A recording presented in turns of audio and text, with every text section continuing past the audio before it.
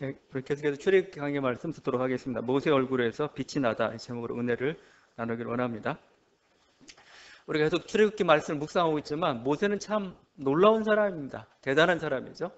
그 완고한 그 이스라엘 백성들, 장정만 60만이라는 그 이스라엘 백성들을 이끌고 출애굽을 했던, 그리고 하나의 이스라엘 민족을 형성했던 그 대단한 인물이었죠. 그럴 뿐만 아니라 이스라엘의 헌법과 같은 모세 오경을 또 기록했다는 데서 또 그 대단함을 찾을 수가 있습니다. 또한 그는 개인적으로 하나님의 얼굴을 대면하여 봤던 사람입니다. 호렙산에 처음 부르심을 받을 때 가시떨기 나무에 불꽃 가운데 임하신 그 하나님을 배웠죠. 그랬을 뿐만 아니라 시내산에서 40일 동안 하나님과 같이 이렇게 함께 했던 하나님의 말씀을 들었던 그 사람입니다. 그래서 우리가 지난 묵상했던 대로 하나님을 보았다고 얘기하죠. 비록 하나님의 정면은 아니지만 하나님의 뒷모습을 보았던 그런 사람이었습니다. 인간 중에서 어떻게 이렇게 하나님을 볼 수 있는 사람이 어디 있을까? 비록 등이라고 하지만, 뒤쪽이라고 하지만 그 정도 모세는 대단한 사람이죠. 자, 그런데 오늘 말씀은 이런 모세의 생애에서 어떻게 보면 가장 영광스러운 순간입니다. 하나님께서 모세를 가장 영광스럽게 만드는 그 순간이 오늘 이 말씀이다 할 것입니다. 모세 인생이 절정입니다. 모세의 얼굴에서 광채가 난 겁니다. 두 번째 이제 하나님을 만나러 시내산에 올라갔는데 거기서 하나님을 뵙고 왔어요. 뵙고 왔는데 모세 얼굴에 지금 막 빛이 나기 시작한 겁니다. 빛 중에 빛이신 하나님을 보았기 때문에 당연히 얼굴에서 빛이 날 수밖에 없는 것이죠. 근데 그 빛의 흔적이 계속해서 남아있는 겁니다. 그래서 내려왔는데 이스라엘 백성이 모세에게 가까이 가지 못해요. 막 너무 빛나고 있으니까 마치 하나님처럼 보인 거죠. 가까이 가지 못하는 겁니다. 모세가 이제 부른 거죠. 그러니까 장로들이 나오고 이스라엘 백성들이 나오고 그때서야 결국 이제 모세를 대하게 됐던 거죠. 그런데도 그 빛이 사라지질 않습니다. 그러니까 사람들이 어떻게 했냐면은 모세 얼굴에 수건을 씌웁니다.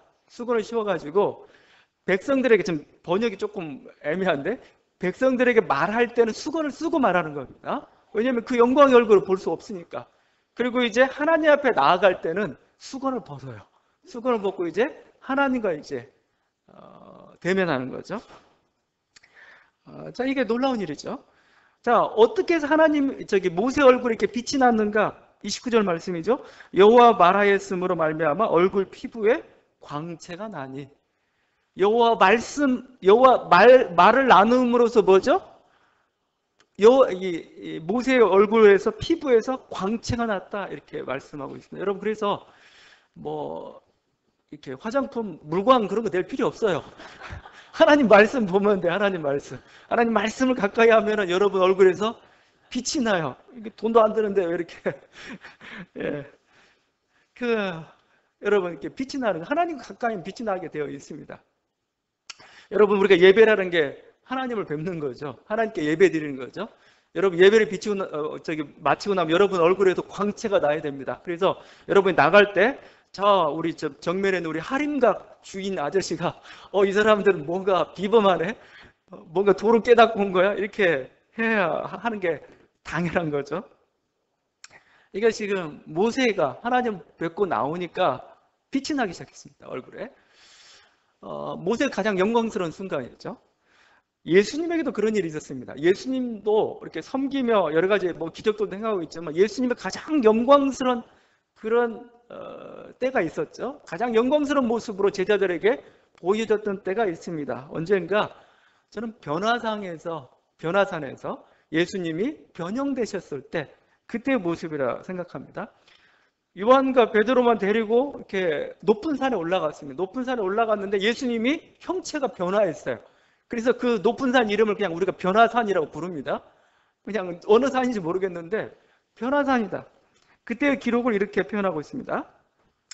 엿새 후에 예수께서 베드로와 야고보와 요한을 데리시고 따로 높은 산에 올라가셨더니 그들 앞에서 변형되사 그곳이 광채가 나며 세상에서 빨래하는 자가 그렇게 희귀할 수 없을 만큼 매우 희어졌더라. 예수님이 변형되셨는데 옷이 휘어졌어요. 옷이 막 너무 눈부신 겁니다. 옷이 눈부시면 몸은 얼마나 더 눈부시겠어요. 볼 수가 없는 겁니다. 그냥 광채로 가득 차 있는. 저는 이렇게 표현합니다. 예수님 하나님이시죠. 이 하나님인 그분의 영광이 잠깐 노출된 겁니다. 그러니까 예수님 공생의 기간 동안에 물론 여러 가지 주님 기적을 행하셨지만 그 하나님의 신성이 잠깐 세상 사람들의 눈에 노출된 때가 언제냐? 변화산에서 그 영광을 봤던 거죠. 그 놀라운 영광이죠. 그래서 사도 요한은 요한복음에 저는 이렇게 기록하고 있다고 생각합니다. 예수님 영광을 보고 그가 이렇게 표현하는 거죠. 말씀이 육신이 되어 우리 가운데 거하시며 우리가 그의 영광을 보니 아버지의 독생자의 영광이요 은혜와 진리가 충만하더라. 막 연약한 인간의 몸에서 보죠. 막 폭발적으로 빛나고 있는 하나님의 영광을 본 겁니다. 요한이. 그 연약한 육신이 된 그 하나의 인간의 몸인데 연약한 몸인데 거기서 하나님의 영광의 광채를 봤던 겁니다. 내가 그래서 영광을 보았다 말씀하고 있는 거죠. 이게 하나님의 놀라운 영광이요. 모세에게 임했던, 그 예수님에게 임했던, 그리고 그리스도뿐만 아니라 스데반에게도 임했습니다. 스데반.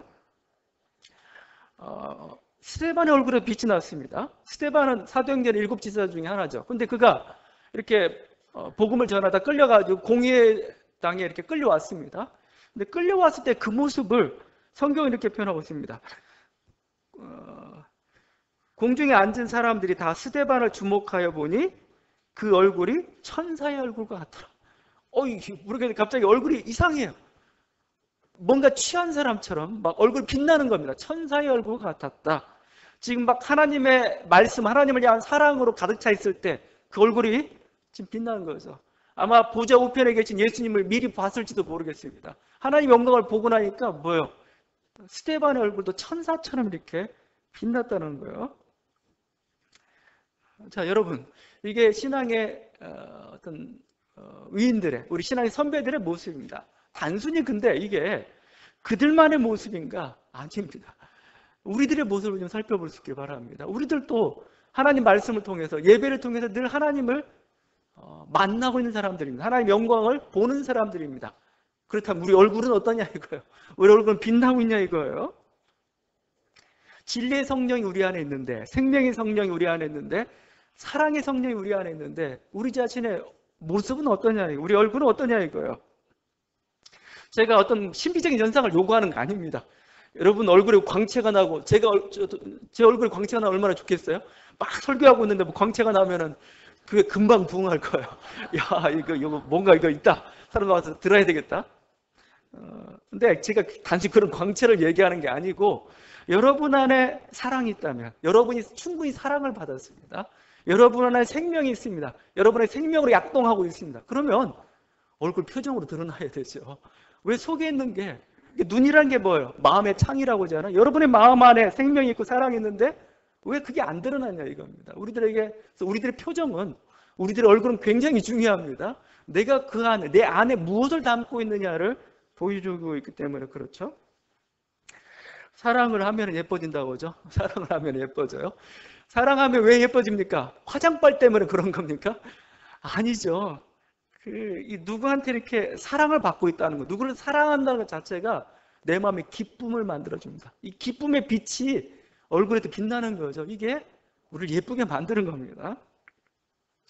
그래서 이 링컨이 했다는 그 유명한 말, 40세 이후의 얼굴은 자신이 책임져야 한다. 이 말은 지금 우리 신앙인들에게도 진리입니다. 40세 이전까지는 부모가 만든, 유전으로 받은, 또 자기가 살았던 그 집안이 만들어 놓은 그런 얼굴입니다. 그러나 40세 이후의 얼굴은 자기 얼굴입니다. 자기가 갖고 있는 얼굴이에요. 내가 무슨 생각을 품고 있고, 내가 어떤 마음으로 살았는가, 어떤 가치관을 가지고 살았는가, 어떤 목표를 가지고 살았느냐에 따라서 내 얼굴은 바뀌는 겁니다. 근데 지금 내 얼굴에서는, 여러분의 얼굴에서는 지금 어떤 빛을 발하고 있느냐 이거예요. 김구 선생의 교훈입니다. 김구 선생은 뭐 구한말부터 이렇게 여러 가지 활동들을 하셨죠. 근데 여러 가지 시대가 어지럽고 막 이렇게 엉망이라서 벼슬길을 포기했습니다. 그러다가 이제 아버지가 야 먹고 살 거 없으니까 너 관상이나 배워라 해가지고 관상학 책을 줬어요. 관상학 책을 가지고 이제 열심히 공부를 했습니다. 자기 얼굴을 실험 삼아 가지고 계속 공부했는데 공부하다 보니까 실망감을 금할 수가 없었어요. 자기 얼굴을 보니까 형편없어요. 도무지 부귀한 상이 아니에요. 보니까 천하고 가난한, 그 김구 선생 얼굴 보면 좀 그렇게 느껴지죠? 천하고 가난한 상이었어요. 이렇게 굉장히. 네, 이렇게 비관했어요. 이거 나는 글러먹었다. 이거 출세한 글러먹었다. 이렇게 생각하고 있는데 그 관상학 마지막 구절이 이 김구 선생의 큰 용기를 줬습니다. 이렇게 써 있습니다. 관상 좋음이, 얼굴 좋음이 신상 좋음만 못하고 몸 좋은 것만 못하고 신상 좋음이 심상, 마음 좋음만 못하다. 이런 겁니다. 이 구절 힘을 얻었던 그 김구 선생의 백범일지에 이렇게 기록을 하고 있습니다. 이것을 보고 나는 상 좋은 사람보다 마음 좋은 사람이 되어야겠다고 결심했다. 이제부터 밖을 가꾸는 외적 수양에는 무관심하고 마음을 닦는 내적 수양에 힘써 사람 구실을 하겠다고 마음 먹었다. 그렇죠?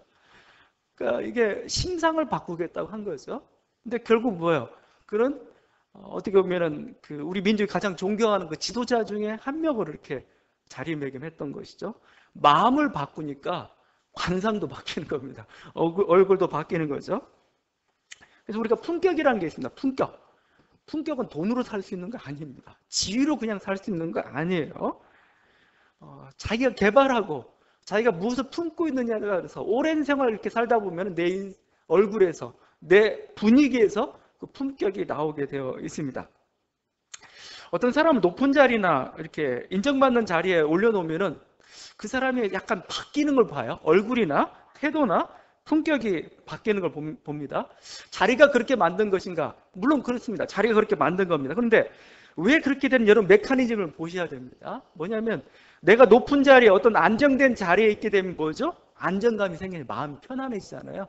얼굴이 펴지는 겁니다. 또 사람들이 기대하잖아요. 사람들이 사랑하잖아요. 사람들이 존경하잖아요. 그 존경과 사랑을 받게 되면 뭐예요?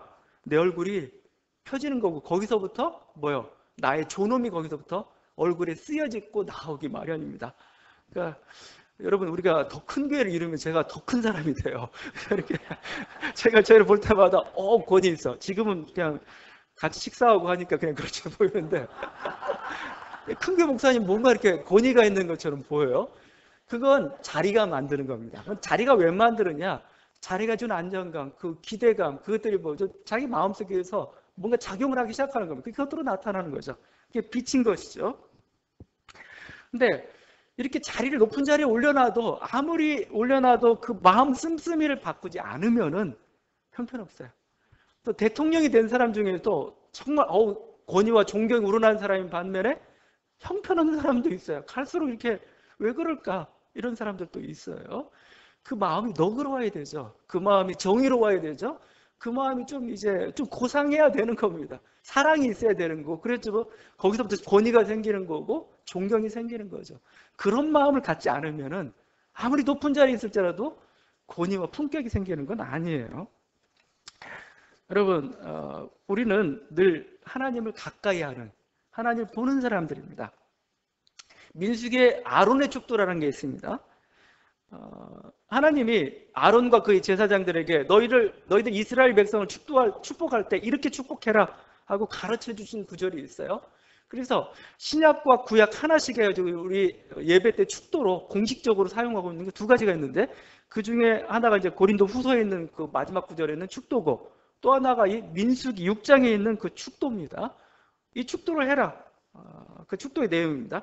여호와는 내게 복을 주시고 너를 지키시기를 원하며 여호와는 그의 얼굴을 내게 비추사 은혜 베푸시기를 원하며 여호와는 그 얼굴을 내게로 향하여 드사 평강 주시기를 원하노라. 저도 가끔 하는 축도인데 여기 여호와의 얼굴이 두 번이나 등장하고 있습니다. 여호와의 얼굴, 여호와의 얼굴이 우리 위에 비추기를 지금 축도하고 있죠. 또 여호와의 얼굴이 우리를 향하여 들리기를 그러니까 하나님 우리를 바라보시는 겁니다. 이렇게 딱 우리 인생을 바라보시는 거고 우리 가정을 지금 바라보시는 겁니다. 이게 여호와의 얼굴을 향하여 드사 그 표현이죠.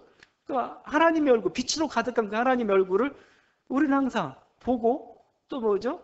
또 그렇게 또 축복을 강구하고 있습니다. 마치 태양빛이 비칠 때 달빛이 환하게 빛을 발하듯이 우리는 그런 존재들입니다. 여러분 이 하나님의 빛으로 여러분 하나님의 빛을 많이 여러분 받으시고 또 그래서 여러분도 빛을 발하는 그런 여러분이 되기를 간절히 바랍니다. 세상에 하나님보다 더 큰 분이 어디 있어요? 더 위대한 분이 어디 있습니까?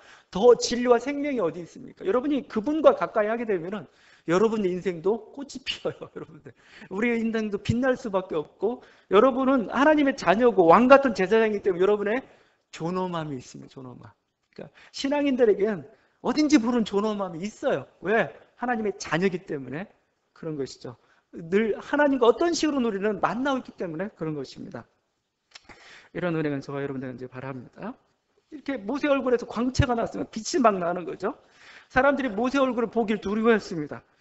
자, 그런데 왜 하나님께서 이 모세를 이렇게 영광스럽게 만들까? 이렇게 아주 영웅처럼 이렇게 신처럼 이렇게 만들고 있을까? 여러분 그 중세 시대에 그 모세를 그린 그림들이나 조각들이 있습니다. 근데 이상한 그림들이 많이 있어요. 어떤 그림이냐면 모세 머리에 뿔이 나 있어요. 2개 뿔이. 막 괴수처럼 뭐 이상하죠?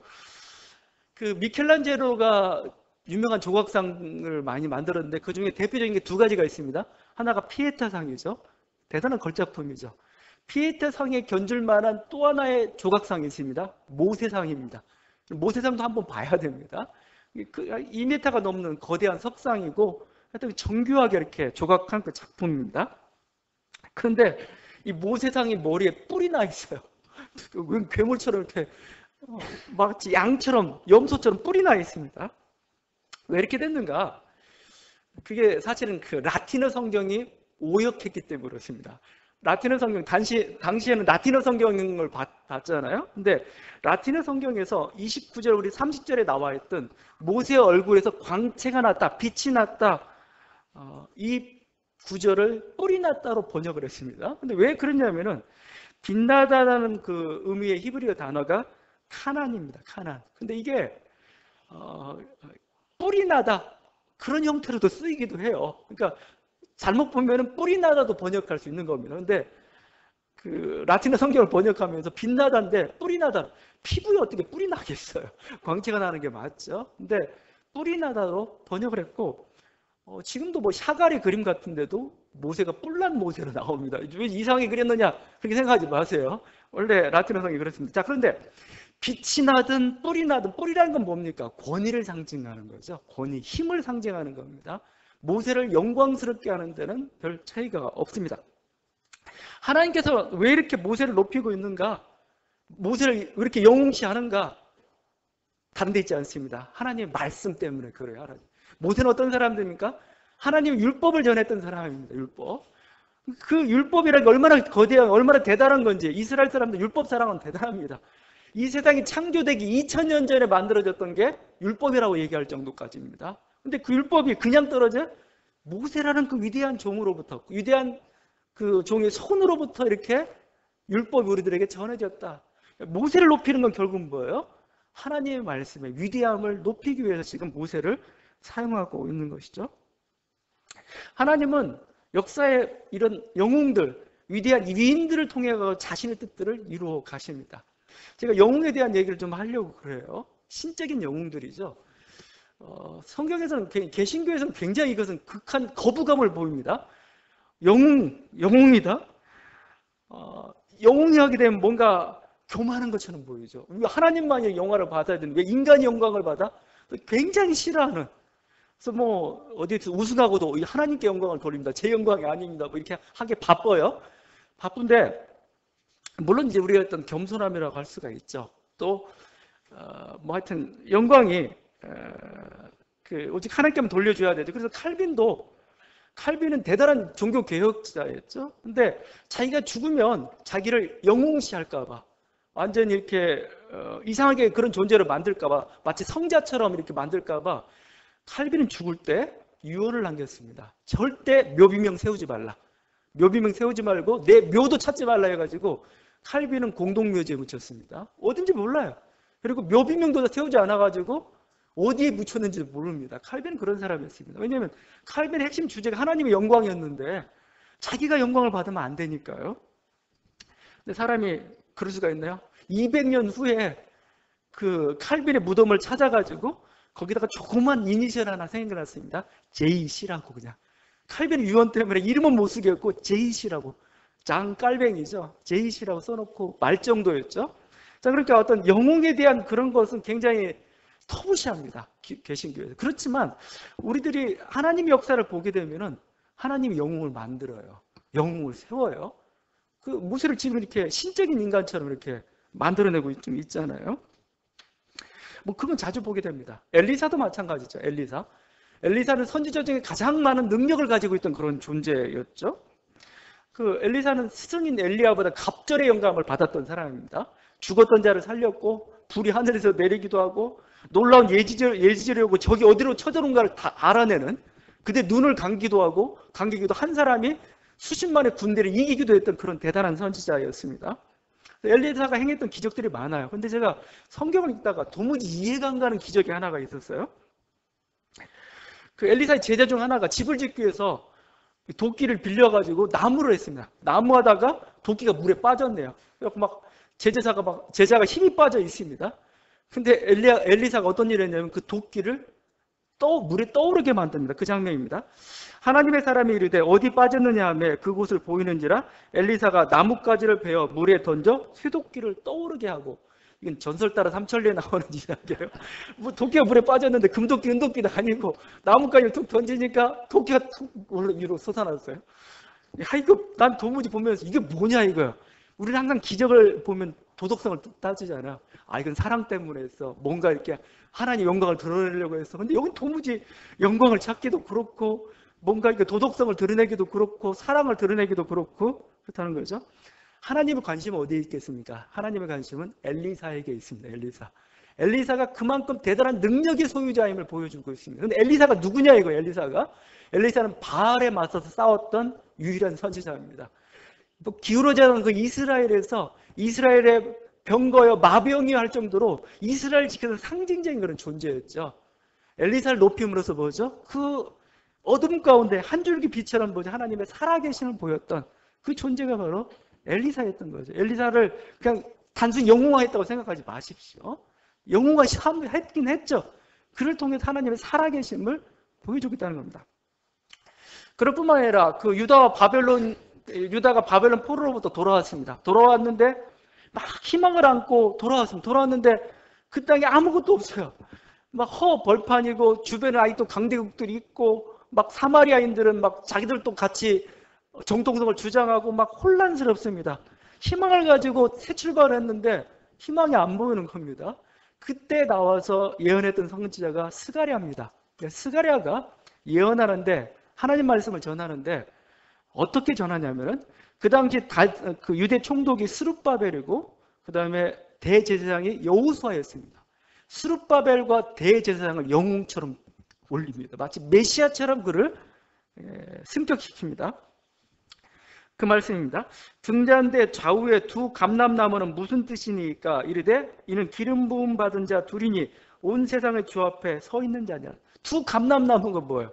성전에 그 7 등대에 이 감람나무 2개가 있어가지고 막 기름을 그쪽 흘려보내고 있습니다. 두 감람나무가 누구냐 이거예요. 우리는 이후에 어떤 예수님이다 여러 가지 표현할 수 있겠지만 그 당시 역사적으로 이 두 감람나무가 누구냐면은 총독 스룹바벨과 대제사장 여호수아입니다. 그들이 이 이스라엘을 다시 빛을 발하게 할 거다 이거죠.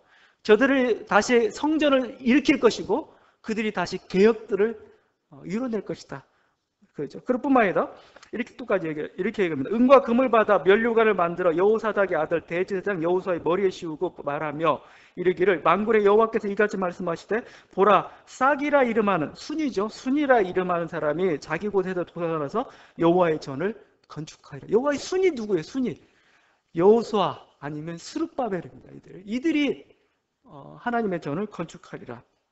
물론 이게 예수 그리스도를 예표하는 하나의 예표가 되었습니다. 그러나 당시 역사적 상황 속에서는 스룹바벨과 여호수아가 메시아였어요. 그들이 역사 속에서 하나님의 뜻을 실현해내는 하나님의 종들이었던 거죠.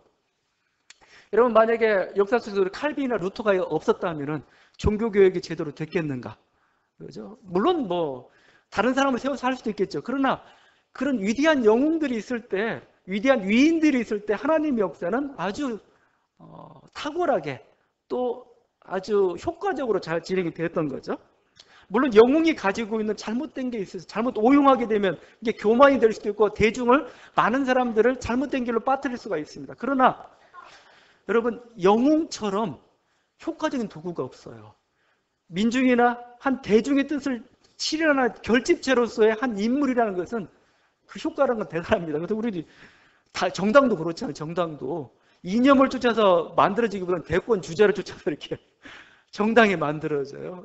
왜 그럴까? 한 인물이라는 한 사람이라는 것은 한 시대의 뜻을 실현하기에 가장 좋은 하나의 그런 상징적인 그런 존재예요.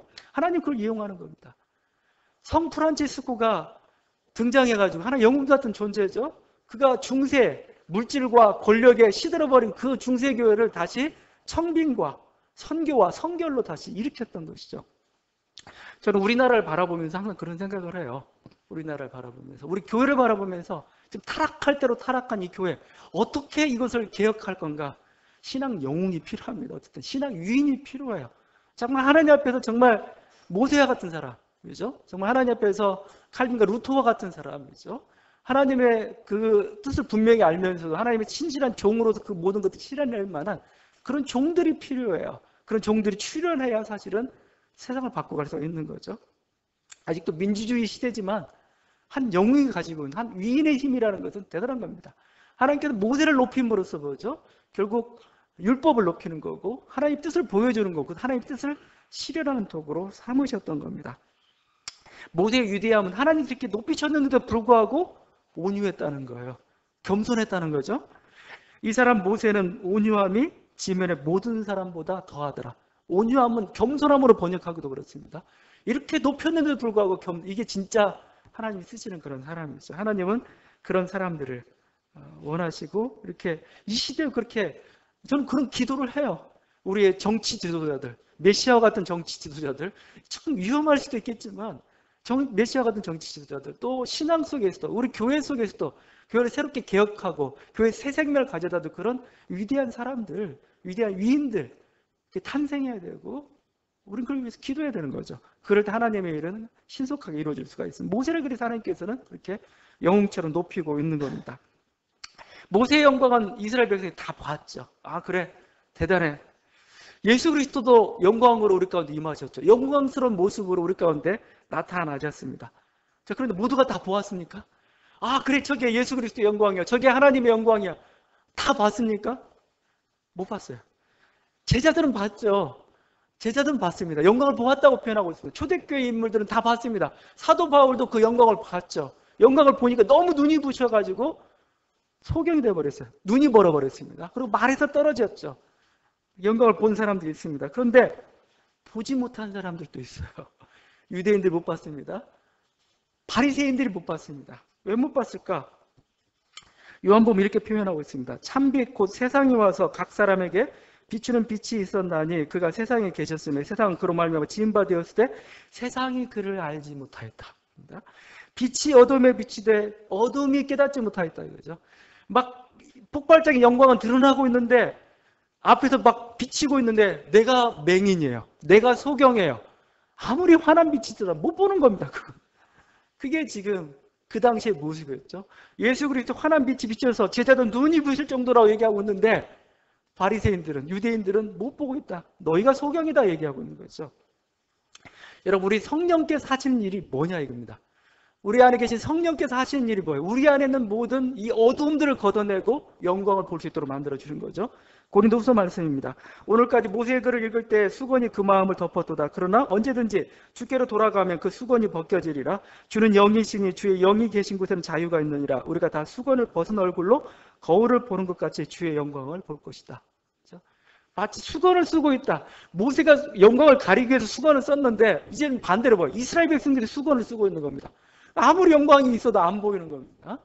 마찬가지입니다. 우리도 예수 그리스도를 믿는 순간 그리스도의 영광을 잠깐 봤어요. 그런데 여러분의 얼굴엔 다시 수건이 또 드리워져 있습니다. 왜 그렇습니까? 여러 가지 세상의 죄악들이죠. 그것들이 우리들을 가리면서 그리스도의 영광을 보지 못하게 만드는 거죠. 대표적으로 여러분 탐욕으로 눈이 어두웠죠. 탐욕으로 눈이 어두웠다. 이 말이 맞습니다. 헛되고 어리석은 욕심 때문에 참된 진리를 보지 못하는 거죠. 눈앞에 보는 유혹 때문에 영원한 것을 바라보지 못하죠. 하늘의 영광이 안 보이는 겁니다. 예? 지금 우리들의 모습이죠. 그 철로 역정의 크리스천이라는 그 신앙인은 그 하늘의 영광은 보이고 이 땅은 장망성, 장차 망한 성으로 보이는 겁니다. 그게 진짜 열린 눈이죠. 근데 탐욕이 가르치면은 이 세상이 천국 같아요. 여기에 이렇게 매여 있다가 우리는 결국은 영광을 보지 못하고 어리석은 길을 가게 되죠.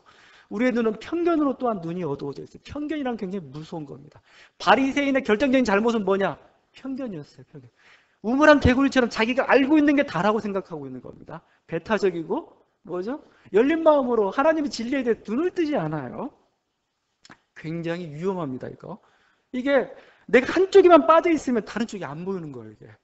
이게 편견입니다. 편견. 여러분 진리에 대해서 편견을 갖게 되면은 하나님에 대해 편견을 갖게 되면 여러분 바리새인이 되기가 참 쉬워요.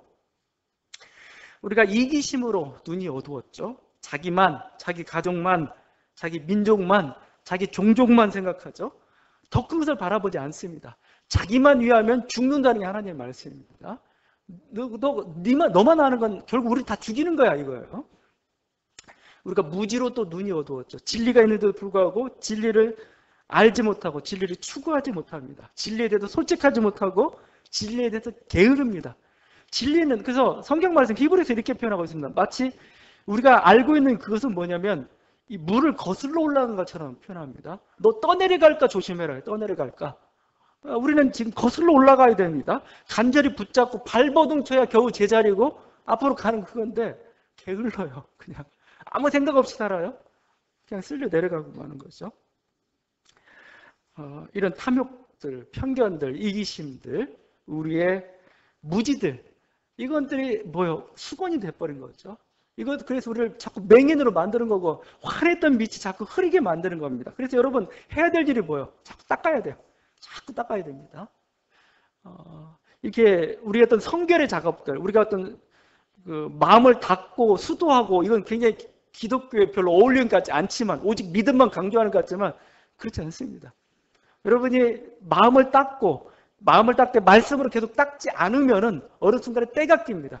막 어느 눈이 밝은 눈이었는데 이 밝은 눈에 막 여러분 밖에 희뿌연 그런 것들이 끼어가지고 결국 보지 못하게 만드는 그런 부지런히 닦아야 됩니다.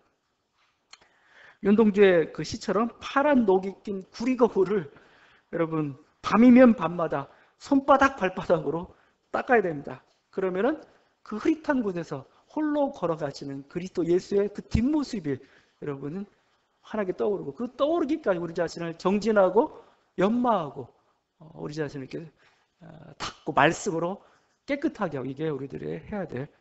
그래야 여러분이 하나님의 영광을 보게 될 것이고 여러분 얼굴에도 하나님의 영광의 빛이 가득하게 될 것입니다. 이 은혜가 있기를 간절히 바랍니다. 같이 기도하기를 바랍니다. 다시 한번 우리 이 시간 눈을 들어서 우리 하나님의 영광을 바라보기를 원합니다. 하나님의 영광은 지금도 우리들에게 부어지고 있어요. 근데 우리 눈이 가려워가지고 어두워가지고 지금 보지 못하고 있습니다. 우리의 어두운 눈을 주님 열어주십시오. 주의 영이 온전히 임하셔서 하나님의 영광을 보게 하여 주옵소서. 같이 기도하도록 하겠습니다.